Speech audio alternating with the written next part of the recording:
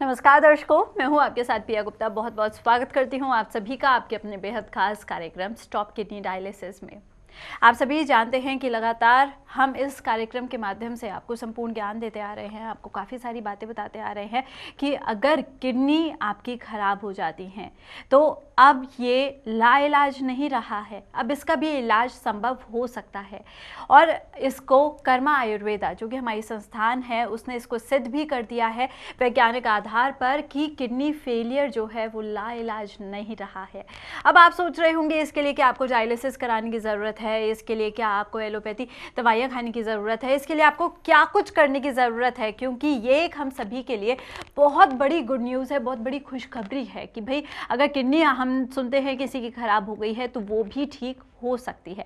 आज के इस एपिसोड में जानेंगे कुछ ऐसी ही खास बातों के बारे में, और वो खास बातें, वो विशेष बातें बताने के लिए हमारे साथ स्टूडियो में हमारे खास मेहमान मौजूद हैं जो आज फिर से अपना कीमती वक्त निकालकर आप सभी के लिए इस स्टूडियो में आए हैं और आज आपको फिर से संपूर्ण ज्ञान देने वाले हैं कि कैसे किडनी फेलियर को रोका जा सकता है, कैसे आपकी किडनीज को वापस रिवाइव किया जा सकता है, ठीक किया जा सकता है।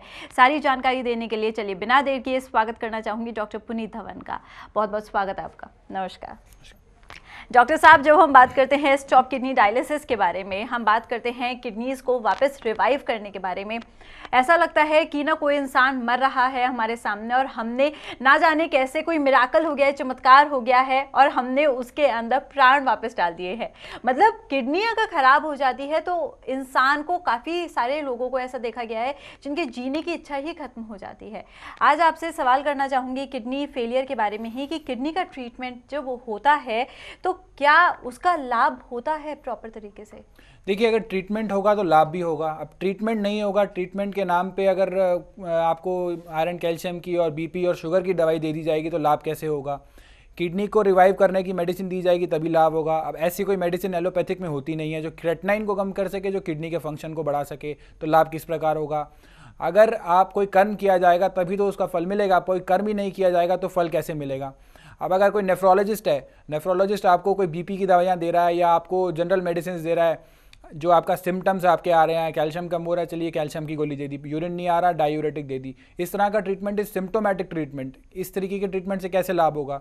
आज हमने वैज्ञानिक आधार पर सिद्ध कर दिया है कि जो किडनी का फंक्शन है, जो कि हम ग्लोमेरुलर फिल्ट्रेशन रेट कहते हैं, GFR कहते हैं, वो कंटिन्यूसली इंक्रीज़ किया जा सकता है और वो आपको जो है सब रिपोर्ट्स में नज़र आएगा। टेस्ट आपके पास है, आप टेस्ट कराएंगे, रीनल स्कैन DT पे आप कराएंगे, रेगुलर 3 मंथ्स के बेसिस पे कराएंगे। GFR कैसे कैसे बढ़ रहा है आप वो रिपोर्ट्स के अंदर देख सकते हैं। तो ये चीज़ है, अगर कर्म किया जाएगा तो उसका फल भी मिलेगा, अगर कर्म ही नहीं किया जाएगा तो उसका फल कैसे मिलेगा, ये चीज़ समझने वाली है। अगर आपको ये कहा जाता है कि कई बार ऐसा होता है कि ऐसा धारणा इसलिए भी है क्योंकि ना ज़्यादा संख्या जो है वो इन्हीं लोगों की है कि जो ट्रीटमेंट नहीं हो पाता जिन लोगों के पास, लेकिन कम संख्या में ये लोग हैं जो ट्रीटमेंट इस चीज़ का कर पाते हैं। ये चीज़ धारणा ऐसी इसलिए भी है, लेकिन ये भी चीज़ गलत है कि ये कह देना कि इसका कोई इलाज ही नहीं है।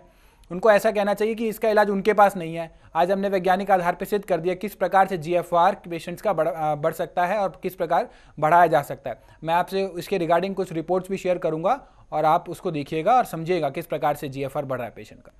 बिल्कुल। और यहाँ पे जब रिपोर्ट्स के बारे में बात हुई है तो हम आज आपको उन तमाम रिपोर्ट्स पर एक नज़र डालने को कहेंगे जो वाकई ये प्रूव करती हैं कि भाई जिन लोगों का किडनी फेलियर हो चुका था आज वो कहीं ना कहीं बिल्कुल ठीक हो गए हैं। अगर आप भी जानना चाहते हैं कि कैसे किस प्रकार से सारी चीज़ें होती हैं तो आज इस कार्यक्रम को ध्यान से देखिएगा, पेपर और पेन लेकर बैठिएगा, क्योंकि इस कार्यक्रम के माध्यम से ही बहुत सारी बातें, बहुत सारी जानकारी आप सभी तक पहुँचने वाली है। अगर आपके जहन में कोई भी सवाल उठ रहा है और किडनी फेलियर से रिलेटेड आप कुछ भी पूछना चाहते हैं, जानना चाहते हैं, तो इसके लिए आप हमारे नंबर्स पे कॉल कर सकते हैं, जो नंबर्स लगातार आपके सामने आपके स्क्रीन्स पर फ्लैश कर रहे हैं। फिलहाल हम बात कर रहे हैं जब किडनी फेलियर के बारे में, तो मैंने सुना है किडनी श्रिंक हो जाती है, किडनी श्रिंक हो जाती है, फेल हो जाती है, लेकिन ये समझ में नहीं आया इन दोनों का रिलेशन क्या है। फेल होना एक अलग चीज़ होती है, श्रिंक होने एक अलग चीज़ होती है। जी बिल्कुल, देखिए फेल हो गई किडनी, जी देखिए ऐसा है, हमारे पास आज सैकड़ों की संख्या में मरीज़ हैं। आज हमने ये आधार पे प्रूव कर दिया कि आपकी किडनी श्रिंक होना अलग है और फेलियर होना अलग है। ये मैं आपको बताऊंगा ऐसे कितने मरीज़ हैं जिनकी किडनी का साइज़ जो है वो तो स्मॉल है, छोटा है, किडनी का साइज़ श्रिंक है, लेकिन उनका यूरिया क्रेटनाइन नॉर्मल है, उनका ग्लोमेरुलर फिल्ट्रेशन रेट नॉर्मल है। और ऐसे कितने मरीज़ हैं जिनका किडनी का साइज़ जो है वो नॉर्मल है लेकिन यूरिया क्रेटनाइन बढ़ा हुआ है और ग्लोमेरुलर फिल्ट्रेशन रेट जो है वो कॉम्प्रोमाइज़ है, वो कम है। तो इन दोनों चीज़ों में कोई डायरेक्ट लिंक तो है नहीं, लेकिन ये ज़रूर है, अगर किडनी जो है वो किसी की स्मॉल हो जाती है, श्रिंक हो जाती है, तो उसमें फेलियर के चांसेस ज़्यादा रहते हैं। एक आप इसको एक छन्नी की तरह समझिए, अगर छन्नी का साइज़ जो है वो छोटा हो जाता है तो उसके फेलियर के चांसेस ज़्यादा रहेंगे। लेकिन यहाँ पे अगर कोई कहता है कि किडनी डैमेज हो गई, तो डैमेज शब्द भी गलत है यहाँ पे प्रयोग करना। मैं भी आपको इसका भी कारण बताता हूँ, क्योंकि किडनी का जो फंक्शन होता है वो होता है प्रोटीन को हमारे शरीर के अंदर रोकना और वेस्ट प्रोडक्ट को बाहर निकाल देना। लेकिन क्या करती है किडनी? किडनी जो कर रही होती है कि वेस्ट को रोक लेती है और प्रोटीन को बाहर निकाल देती है। तो डैमेज किस प्रकार हुआ? डैमेज तो हुआ नहीं। हम ये कह सकते हैं कि किडनी का फंक्शन जो है वह प्रॉपर नहीं है, जो किडनी को करना चाहिए था वो नहीं कर रही, लेकिन कुछ तो कर रही है ना। ऐसा नहीं कह सकते कि डैमेज है, फंक्शन प्रॉपर नहीं है, ये करेक्ट स्टेटमेंट होनी चाहिए, ये चीज़ है। बिल्कुल। और यहाँ पे जब हम जान रहे हैं आज किडनी के बारे में, तो आप सभी को ये भी बताया जा रहा है कि अगर किडनी श्रिंक हो जाती है तो उसको ये मत समझिए कि किडनी फेल हो गई है। इन दोनों का के रिलेशन के बारे में आपको बखूबी बताया गया है, अभी अभी डॉक्टर साहब ने आप सभी को बताया है। अगर आप इससे रिलेटेड कोई और बात जानना चाहते हैं, डॉक्टर साहब आपके सामने है, नंबर्स आपके सामने है, जल्दी से फ़ोन उठाइए और कॉल कीजिए।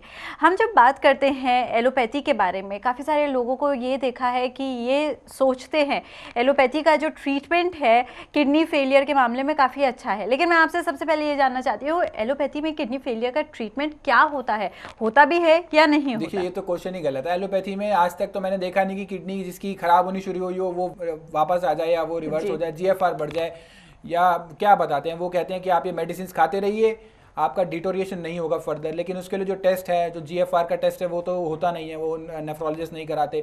जीएफआर का अगर टेस्ट नहीं होगा तो पता कैसे चलेगा? धीरे धीरे पता चलता है। पेशेंट लेके शुरू हुआ 2-3 क्रेटनाइन, उसका क्रेटनाइन पहुंच जाता है 7-8-10। वहाँ उसे एडवाइस किया जाता है कि अब आपको डायलिसिस कराना है, अब आप डायलिसिस कराइए। वो अपना माइंड प्रिपेयर करता है, डायलिसिस के लिए माइंड अपना मेकअप करता है, वो स्टार्टअप, उसके बाद डायलिसिस शुरू कराता है। अब डायलिसिस भी कोई इलाज नहीं है, डायलिसिस कोई ट्रीटमेंट नहीं है। डायलिसिस जो है वो सिर्फ एक मेंटेनेंस का प्रोसीजर है। आपकी जो है किडनी जो है काम नहीं कर रही, उसकी जगह पे एक इंजीनियर ने जो एक मशीन बना दी, वो उसकी जगह पे काम करेगी।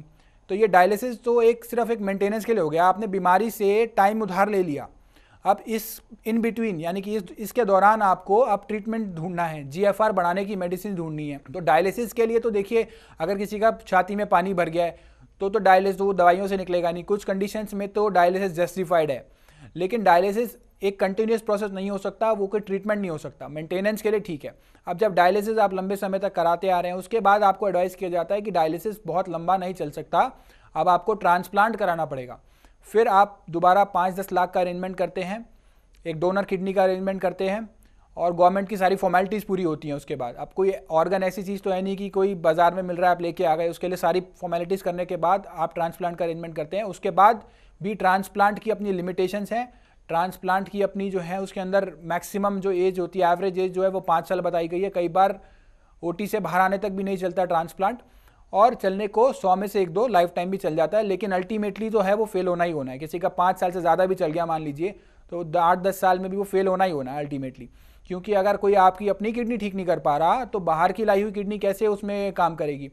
ट्रांसप्लांट अगर आप कराते हैं, उसके बाद ठीक होने में, बेड से उठने में भी 6 महीने का समय लगता है। हम तो कह रहे हैं कि 3 महीने में भी आपको इंप्रूवमेंट्स नज़र आनी शुरू हो जाएंगी। ये चीज़ समझने वाली है। तो ट्रांसप्लांट जो है वो भी कोई एक वो ऑप्शन नहीं है। उसके बाद इम्यूनोसप्रेसिव मेडिसिन चलती हैं, जिससे आपकी पेशेंट की इम्यूनिटीज़ कम होती है, इम्यूनिटी कॉम्प्रोमाइज़ होती है, जिसके अंदर ट्यूबरक्लोसिस होने की संभावना रहती है और 10 तरह की बीमारियां होने की संभावना रहती है। तो ये चीज़ समझने वाली है। जब नेफ्रोलॉजिस्ट आपकी अपनी किडनी ठीक नहीं कर पा रहे, तो बाहर वाली किडनी कैसे वो उसमें इंप्रूवमेंट आएगी? ये चीज़ समझने वाली है। बिल्कुल। और यहाँ पे दर्शकों, आप सभी ने सुना कि भाई जब हम एलोपैथी के पीछे भागते हैं, हम ये सोचते हैं कि भाई एलोपैथी जो है इसमें तो हर चीज़ का ट्रीटमेंट है और ये आपकी हर प्रॉब्लम को बहुत जल्दी ठीक भी कर देता है। तो यहाँ पे हम एक बहुत बड़ी भूल कर रहे हैं, हम गलती कर रहे हैं। किडनी फेलियर के बारे में जैसे जैसे अभी हमें डॉक्टर साहब ने बताया कि भाई आज तक इन्होंने ही नहीं सुना कि एलोपैथी में किडनी फेलियर का भी ट्रीटमेंट है, तो हमें कैसे पता चलेगा? हमें किसी ने भी XYZ ने आके बोला भाई तुम्हारी किडनी तो ठीक हो सकती है, तुम्हें एलोपैथी के ट्रीटमेंट की ज़रूरत है, तो वहाँ पे सबसे पहले आपका ये फ़र्ज़ बनता है, ये जो नंबर्स आप सभी के सामने, नंबर्स पे आप फ़ोन करें, डॉक्टर साहब से बात करें और एक बारी आप इनसे राय ज़रूर लें कि क्या वास्तव में जो ट्रीटमेंट वो आपको सुझा रहे हैं, बता रहे हैं, उस ट्रीटमेंट के आधार पर आपकी किडनी जो है वो ठीक हो सकती है, वापस रिवाइव रिवाइव हो सकती है। अगर आपको लगता है, आप डॉक्टर साहब के जो बात होगी, जो राय होगी, उससे सहमत होंगे, तो जाहिर सी बात है आप अपने आप नहीं जाएंगे एलोपैथी की तरफ। और इसीलिए हम बार बार आपको बोल रहे हैं, बता रहे हैं कि कर्मा आयुर्वेदा जो है इसने सिद्ध कर दिया है, हमारे संस्थान ने सिद्ध कर दिया है कि किडनी फेलियर अब लाइलाज नहीं है, इसका भी इलाज हो सकता है। कैसे, जानने के लिए आप हमें कॉल कीजिएगा, नंबर्स आपके सामने है। कॉलर हमारे साथ बहुत देर से लाइन पर हैं, बात करेंगे इनसे। आदेश जी हमारे साथ जुड़े हैं गुड़गांव से, स्वागत है आपका, बताइएगा। मैम नमस्ते। नमस्कार जी, बताइए। मैम एक्चुअली ना मैंने अभी 6-7 महीने पहले अपने फादर जी का वो किडनी ट्रांसप्लांट कराया था जी। तो मैम वो अब जो है एक 2 महीने से वो डायलिसिस फिर से हो रही है जी। डायलिसिस दोबारा से शुरू हो गई? जी जी। यानी कि इन्होंने, ठीक है, मैं आप कुछ बताऊंगा और आपके माध्यम से सभी दर्शकों को भी बताना चाहूँगा कि देखिए, ट्रांसप्लांट करा लेते हैं, अभी आपने ट्रांसप्लांट करा लिया, माइंड मेकअप कर लिया, फिर वो फेल हो गया, अब फिर दोबारा क्या करेंगे? या तो दोबारा से ट्रांसप्लांट कराएंगे, वही सारा फिर प्रोसीजर करेंगे, या दोबारा से डायलिसिस करा लेंगे। मतलब डायलिसिस से शुरू हुए, डायलिसिस पे आ गए, तो फिर ट्रांसप्लांट की ज़रूरत ही क्या थी? ट्रांसप्लांट कराने के बाद मेरे पास भी बहुत लिमिटेड ऑप्शंस बच जाती है इम्प्रूवमेंट के लिए। उसका रीज़न ये है कि इम्यूनिटी पेशेंट की इतनी कम हो जाती है, इम्यूनिटी इसमें कॉम्प्रोमाइज़ हो जाती है। हमारे होता है कि हम इम्यूनिटी को बढ़ाएं, आपकी जो कैपिलरीज हैं जो किडनी का फिल्टर कर रही हैं वहाँ पे काम करें, तो ये चीज़ है। ट्रांसप्लांट के बाद हमारे पास भी लिमिटेड ऑप्शन है। अगर किसी को ट्रांसप्लांट एडवाइस कर भी दिया गया है तो ये चीज़ समझने वाली है कि वो आप 2-3 महीने का टाइम लीजिए, जल्दी किस बात की। आप आइए एक बार, आपके पास टेस्ट है, हम टेस्ट कराएंगे, देखेंगे किस प्रकार से इंप्रूवमेंट आ रही है। जैसे जैसे इंप्रूवमेंट आएगी आपको नज़र आती जाएगी कैसे कैसे चेंजेस आ रहे हैं। ये चीज़ है। आपके पास 2 रास्ते हैं, एक सही है, दूसरा ज़्यादा सही है, गलत कोई भी नहीं है। अब आपको चूज़ करना है कि आपको कहाँ जाना है। टेस्ट आपके पास है, आप टेस्ट रेगुलर करा सकते हैं, और टेस्ट आप कहीं से भी कराइए, आपकी मर्जी है। आप देखिएगा कैसे कैसे चेंजेस आ रहे हैं, फिर वो रिपोर्ट आप कहीं भी दिखाइए, वो भी आपके ऊपर है। बिल्कुल। और यहाँ पे आपने सुन लिया है आदेश जी कि आपको किन चीज़ों का ध्यान रखना है। साथ ही साथ दर्शकों, अगर आप भी जानना चाहते हैं कि किडनी फेलियर का क्या इलाज है, तो इसके लिए डॉक्टर साहब आप सभी के सामने हैं, फटाफट से आप हमें कॉल कर सकते हैं। अब हम बात करेंगे, इतनी देर से हम सुन रहे हैं क्रिएटिनिन के बारे में, हम सुन रहे हैं GFR के बारे में, लेकिन सबसे पहले आपसे जानना चाहूँगी ये क्रिएटिनिन होता क्या है? देखिए, क्रेटिनाइन जो होता है वो हमारी मसल्स रिलीज करती है क्रेटिनाइन फॉस्फेट, उसका वेस्ट होता है क्रेटिनाइन होता है। अब किसी का क्रेटिनाइन 6.5 है, किसी का 10 है, किसी का 5 है, किडनी उसे फिल्टर करती है। क्रेटिनाइन तो आपका अगर आप 5 किलोमीटर रन कर रहे रेगुलर तब भी बढ़ जाता है, लेकिन फिर उसे किडनी फिल्टर कर देती है और फिर वो नॉर्मल हो जाता है। तो ये अगर इमीडिएट आप टेस्ट कराएं तो वो बढ़ा हुआ आएगा। तो क्रेटिनाइन तो एक सेकेंडरी चीज़ हो गई। एक GFR भी इंपॉर्टेंट है, किडनी कितना फंक्शन कर रही है वो चीज़ भी बहुत इंपॉर्टेंट है। क्रेटिनाइन तो आपका ब्लड का टेस्ट हो गया, यूरिन का टेस्ट हो गया। किडनी का टेस्ट जो है वो कौन सा है? वो आपका GFR का। मैं कुछ रिपोर्ट्स आपसे शेयर करना चाहूँगा जिसमें आपको थोड़ा सा आइडिया लगेगा कि किस प्रकार से इंप्रूवमेंट आ रही है पेशेंट को, किस प्रकार से मरीज ठीक हो रहे हैं। देखिए, ये पेशेंट है, ये पेशेंट उड़ीसा का पेशेंट है। सबसे पहली चीज़, मैं आपको जितनी भी रिपोर्ट दिखाऊंगा वो सारी अलग अलग जगह की होंगी और अलग अलग लैब की होंगी। ये जो इसमें जो क्रेटिनाइन है वो 14.2 है पेशेंट का क्रेटिनाइन, 14.2 क्रेटिनाइन है। ये मेरे पास आए, इन्होंने ट्रीटमेंट शुरू कराया, और जब इनका 3-4 मंथ्स के बाद हमने ट्रीटमेंट करा प्रॉपर, तो इनका क्रेटिनाइन हो गया अप्रॉक्सीमेटली 3.6 हो गया क्रेटिनाइन इनका। अब ये रिपोर्ट जो है ये उड़ीसा की रिपोर्ट है, पेशेंट भी उड़ीसा का है, और उन्होंने वहीं से टेस्ट कराया, सब कुछ वहीं से किया है। मेरे पास आए थे, उसके बाद इन्होंने मेरे को मेल के द्वारा भेज दिया, रिपोर्ट्स भेजी, अपनी रेगुलर मेरे से टच में रहे। तो जो आ सकते हैं पेशेंट वो तो आएँ, हमें दिखाएं, और जो नहीं आ सकते वो अपनी रिपोर्ट्स हमें मेल कर सकते हैं, उनका भी समाधान किया जाएगा और उनको भी मेडिसिन भिजवाई जाएंगी। अब मैं कुछ और रिपोर्ट्स आपसे शेयर करना चाहूँगा। अब ये देखिए, अब ये पेशेंट दिल्ली के हैं। अब ये क्रेटिनाइन इनका है, इसमें सब अलग अलग जगह की रिपोर्ट्स हैं, अलग अलग लैब्स की रिपोर्ट्स हैं। इनका क्रेटिनाइन है 1.5। अब 1.5 मतलब बढ़ना स्टार्ट हुआ है, ये टाइमली आ गए मेरे पास, इन्होंने टाइम से ट्रीटमेंट शुरू करा लिया। 1.52 वाले तो मैं कहता हूँ कि आप बिल्कुल देरी किए, आप बीमारी बढ़ने का वेट ही मत कीजिए, आपको जब समय मिले आप आ जाइए और इसका ट्रीटमेंट शुरू कराइए। 1.5 से इनका हो गया 1.2 हो गया, नॉर्मल की रेंज में आ गया क्रेटिनाइन। तो इसमें क्या है, घबराने वाली कोई बात नहीं है। अगर आप समय रहते सब चीज़ें समझ जाएँ, समय रहते सब चीज़ें उसमें आप करें तो बिल्कुल आपको फ़ायदा होता जाएगा। कुछ और रिपोर्ट्स मैं आपसे दिखाता हूँ। अब ये देखिए, अब ये गुड़गांव की रिपोर्ट है। ये क्रेटिनाइन था इनका 10.2 था, क्रेटिनाइन 10.2 था। ये मेरे पास आए और फिर इन्होंने ट्रीटमेंट स्टार्ट कराया। इनका क्रेटिनाइन था, इनका घट के क्रेटिनाइन हो गया इनका 4.68 हो गया। Again another patient save from dialysis. तो ये चीज़ है, देखने वाली है, समझने वाली है। और दिखाता हूँ आपको मैं, ये देखिए, इसमें क्या था पेशेंट का, इसमें पेशेंट का प्रोटीन जा रहा था, प्रोटीन लॉस हो रहा था, जिसको हम किडनी की फेलियर की स्टार्टिंग स्टेज भी कह सकते हैं। प्रोटीन लॉस क्या पेशेंट का हो रहा था, 4+ प्रोटीन जा रहा था पेशेंट का। फिर इनका ट्रीटमेंट कराया गया इनका प्रोटीन जो घट के हो गया वो हो गया 2+ हो गया इन जस्ट 2 मंथ्स। अभी इनका ट्रीटमेंट कंटिन्यू चल रहा है हमारे पास, ये चीज़ है। और आपसे कुछ शेयर करते हैं, ये देखिए ये BL कपूर हॉस्पिटल की रिपोर्ट है। इसमें एक पेशेंट का GFR जो था 26 था अप्रॉक्सीमेटली GFR पेशेंट का। इनका ट्रीटमेंट कराया गया, 2 to 3 मंथ्स ट्रीटमेंट कंटिन्यू हुआ, इनका GFR हो गया 29 हो गया, यानी कि 10-20% बढ़ गया। ये अगेन इनका क्रेटनाइन कम होना शुरू हो गया। तो ये कह देना कि GFR बढ़ नहीं सकता, किडनी का फंक्शन नहीं बढ़ सकता, थोड़ा सा ये चीज़ समझने में नहीं आती। अगर हमने एक चीज़ प्रूव कर दी है तो आपको भी समझने की ज़रूरत है कि आप बिना समय रहते इस चीज़ को शुरू कराइए। अगर आपके आसपास भी इसका कोई मरीज़ है तो उनको भी आप बताइए, उनको भी इससे जागरूक कराइए। बिल्कुल। और यहाँ पे दर्शकों, मैंने आप सभी को पहले ही बताया था कि बहुत सारी रिपोर्ट्स के बारे में आज हम इस कार्यक्रम के माध्यम से चर्चा करने वाले हैं, आपको दिखाने वाले हैं कितने सारे लोगों को डॉक्टर साहब के पास आकर फ़ायदा हुआ है। तो अगर आप भी ऐसे ही फ़ायदा उठाना चाहते हैं, लाभ प्राप्त करना चाहते हैं, देरी बिल्कुल भी मत कीजिएगा। नंबर्स आप सभी के सामने हैं, फटाफट से नंबर्स पर कॉल करके आप वैज्ञानिक आधार पर, क्योंकि दर्शकों हम बार बार जब इस कार्यक्रम के बारे में बात कर रहे हैं तो हम आपको यही बात बता रहे हैं कि वैज्ञानिक आधार पर जब सिद्ध हो चुका है कि किडनी फेलियर अब लाइलाज नहीं है, इसका भी इलाज संभव है, तो आपको देरी नहीं करनी चाहिए। नंबर्स पे कॉल करके आपको जल्दी से हमारे इस कार्यक्रम से डॉक्टर साहब से जुड़ जाना चाहिए। अच्छा, यहाँ पे क्रेटिनाइन क्या होता है इसके बारे में हमें बता दिया आपने, लेकिन ये बताइएगा जिन लोगों को ट्रांसप्लांट बता दिया जाता है कि उन्हें क्या करना चाहिए, क्या उन्हें कुछ सावधानियां रखनी चाहिए या उन्हें ट्रांसप्लांट करा लेना चाहिए? जी देखिए, अब ये चीज़ मैंने आपको रिपोर्ट्स दिखाई हैं, रिपोर्ट्स तो सैकड़ों की संख्या में है हमारे पास, अब सारी रिपोर्ट्स तो मैं आपको नहीं दिखा सकता, लेकिन इससे ये ज़रूर पता चलता है कि अगर एक मरीज़ को इम्प्रूवमेंट आ सकती है तो बाकियों को क्यों नहीं आ सकती। आपको कुछ चीज़ें फॉलो करने की ज़रूरत है, जैसे जैसे हम गाइड करें, गाइडलाइंस आपको प्रोवाइड करें, वैसे वैसे आप फॉलो कीजिए, आपको इंप्रूवमेंट नजर आएगी, ये चीज़ है। अब अगर किसी को ट्रांसप्लांट एडवाइस कर दिया गया तो मैं तो ट्रांसप्लांट को ऑप्शन की गिनती में ही नहीं गिनता, क्योंकि ट्रांसप्लांट भी आपकी उसकी अपनी लिमिटेशन है, जैसे मैंने बताया वो अल्टीमेटली तो फेल होना ही होना है। आपकी अगर कोई अपनी किडनी ठीक हो जाती है तो उससे बढ़िया क्या हो सकता है, उससे और अच्छा क्या हो सकता है। और टेस्ट आपके पास है, आप अपना रेगुलर टेस्ट कराते रहिए। हम आपको साथ में कुछ डाइट प्लान भी बताएंगे। डाइट प्लान आप जितना अच्छे से, जितना डिसिप्लिन में फॉलो करेंगे, जितना रिलीजियसली फॉलो करेंगे, उतना आपको ज़्यादा बेनिफिट होगा। अब हर एक का डाइट प्लान बहुत डिफरेंट होता है, हर एक का डाइट प्लान बहुत अलग होता है। अब किसी का पोटेशियम बढ़ा हुआ है, किसी का फॉस्फोरस बढ़ा हुआ है, फॉस्फोरस बढ़ा हुआ तो उसका दूध कम किया जाएगा। कैल्शियम कम है किसी का, उसका डाइट प्लान अलग होगा। अब किसी का हीमोग्लोबिन कॉम्प्रोमाइज़ है, उसका थोड़ा अलग होगा। इलेक्ट्रोलाइट जितने होते हैं ना, वो भी साथ में बैलेंसिंग शुरू हो जाएगी उन सब की भी, क्योंकि देखिए ये सब चीज़ें इंटर रिलेटेड होती हैं। अब अगर किसी की बिल्डिंग की नींव ठीक होगी तभी तो आगे ऊपर बिल्डिंग ठीक बनेगी।